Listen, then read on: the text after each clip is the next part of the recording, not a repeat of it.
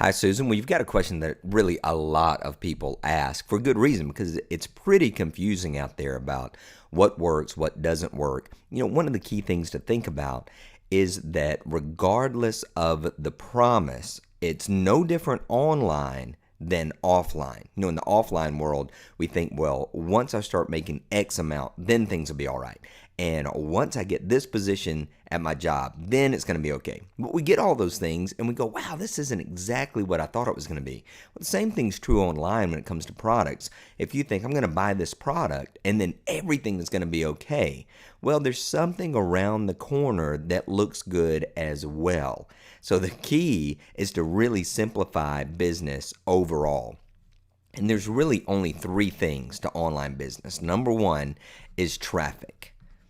And traffic is not just, what's the best form of traffic or how to get traffic, or I need to do Twitter, or I need to do a blog, or I need to do articles. The real key is to determine within your niche, what's the best type of traffic? Where are your people currently traveling? Where are the masses within your niche? You want to go where they are and get some of that traffic that is already there instead of trying to create everything from scratch. And so when you're looking at a new product or something to buy, think about these three things that we're covering and ask yourself, is this going to help complete this? Number two is a list. Now, whether it's your Twitter followers, Facebook friends, your email list, which is what I really recommend, or your RSS feed, and people who are keeping up to date with that. The real key is that you've got to have a way to communicate with your people, with the people that you've attracted through your traffic. And that's nothing new, and it's not surprising. It's not sexy. It's not something that you go, oh man, I've never even thought of that. It's obvious, isn't it?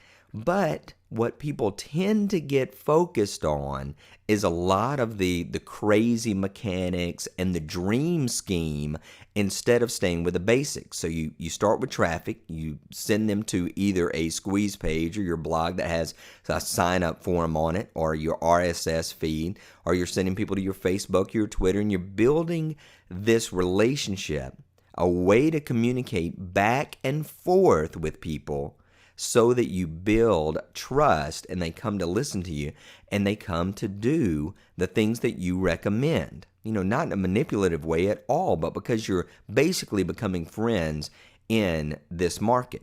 And then number three is you got to have conversion. So TLC, tender loving care. Conversion is all about making the offer.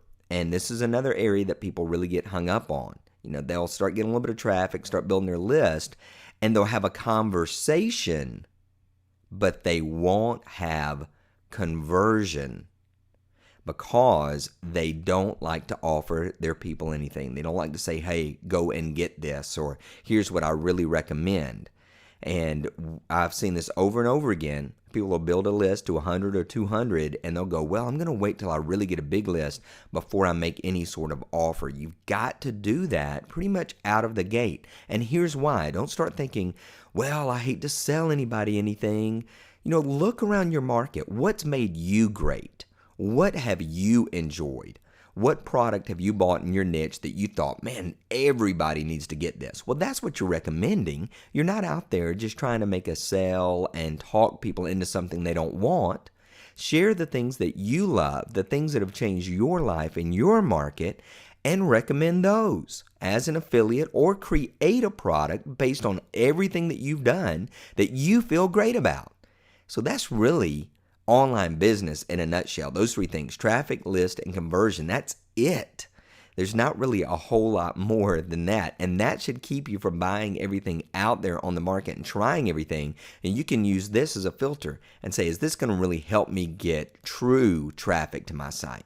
Is this going to help me build my list and a relationship with the people that are following me? And number three, is this going to help me with conversions? Is this either going to help me create a great product, or is this a great product to recommend? We can all continue our education. I definitely recommend that. But look at buying a product as education, not as a complete solution. Hope that helps, Susan. Be blessed today.